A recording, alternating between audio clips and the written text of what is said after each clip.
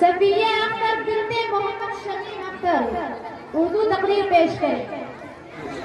السلام علیکم ورحمۃ اللہ وبرکاتہ۔ نحمده ونصلی علی رسولہ الکریم، اما بعد۔ عزیز سامعین و سامعات، اسلام سے پہلے عورت کی تعریف مظلوم یا محکوم کی تعریف تھی۔ اسے کمتر اور فروخت سمجھا جاتا تھا، اسے سارے فساد اور خرابی کی جڑ کہا جاتا، اور سانپ اور بچھو سے جس طرح بچا جاتا ہے اس سے بچنے کی تنقید کی جاتی تھی۔ بازاروں میں جانوروں کی طرح اس کی خرید و فروخت ہوتی تھی۔ اس کی کوئی مکمل حیثیت نہیں تھی، بلکہ وہ مت کی طبع تھی، اس کا کوئی حق نہیں تھا، وہ مت کے مقام پر جیتی تھی۔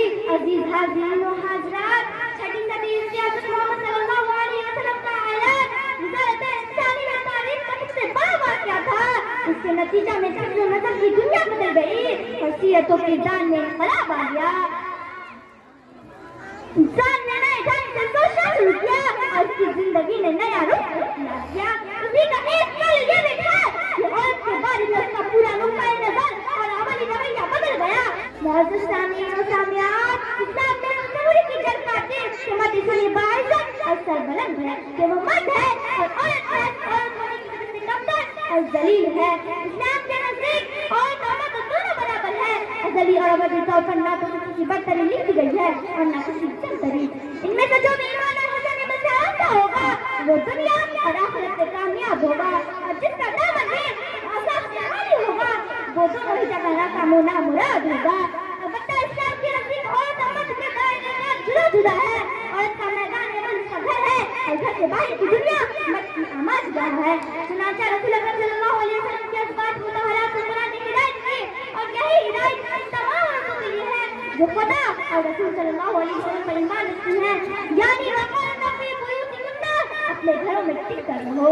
محترم سامعین و سامعات، اسلام میں دو وجوہ سے عورت اور مرد کے دائرے کار ایک دوسرے سے الگ رکھتے ہیں۔ پہلی وجہ یہ ہے کہ دونوں کی عصمت و عصمت کی حفاظت ہوتی ہے۔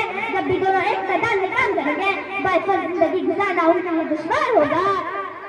عزیز حاضرین و حاضرات، موجودہ دور میں جہاں کہیں اختلاف مرد و زن کی نشانی کی گئی وہاں اس کا بڑا بھیانک تجربہ ہوا ہے۔ اس کے نتیجے میں چند نسل کی دنیا بدل گئی اور سیرت و کردار میں انقلاب آ گیا۔ موجودہ دور میں جہاں کہیں اختلاف مرد و زن کی اجازت کی گئی وہاں اس کا بڑا بھیانک تجربہ ہوا ہے۔ اس پر عصمت اجڑ گئی اور جن کی آواز وبا ایران کی طرح پھیل گئی ہے اور اس کی اصلاح بھی دشوار ہو گئی ہے، کیونکہ اسے ایک سماجی برائی کی حیثیت سے تسلیم کر دیا گیا ہے۔ عزیز حاضرین و حاضرات، عورت اور مرد کے لیے دو الگ میدان نظام تجویز کی دوسری وجہ یہ ہے کہ دونوں کی قوتیں اور صلاحیتیں ایک دوسرے سے مختلف ہیں۔ یہ ایک حقیقت ہے کہ عورت جسمانی طور پر مرد سے کمزور ہے، وہ زیادہ محنت اور مشقت برداشت نہیں کر سکتی۔ اس لیے فطرت کا تقاضا اور عقل و انداز کا اس بات یہی ہے کہ عورت کو سے کچھ کم بوجھ ڈالا جائے، جتنا بوجھ مرد پر ڈالا جاتا ہے، لیکن تو مشقت کم مرد کے سپرد کیے جائے اور عورت کو کم میں رہ جائے جو زیادہ محنت کر رہی ہو۔ اسلام نے سوال یہ نکالا ہے کہ عورت گھر سنبھالے اور مرد باہر کی خدمات انجام دے۔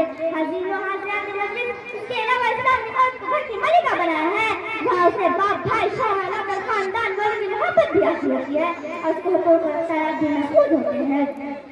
عورت اگر گھر کی ذمہ داری نہ اٹھائے تو وہ حقوق کا دعویٰ نہیں کر سکتی، پھر اس کے بعد اسے زندگی گزارنے کے لیے ایک ایسے میدان میں کام کرنا ہوگا جو حقیقت میں اس کا میدان نہیں ہے، کیونکہ عورت کے لیے اس کی عزت کا مقام اس کا گھر ہے، بازار نہیں۔ عزیز سامعین و سامعات، موجودہ دور میں عورت کی ترقی کا بڑا چرچا ہے، لیکن اس ترقی کے لیے اسے بڑی قیمت ادا کرنی پڑی ہے۔ اس نے گھر اجاڑا اور بازار برا رکھے اور گھر اور خاندان کی لگا کر اس کی ترقی کا محل تعلیم ہوا۔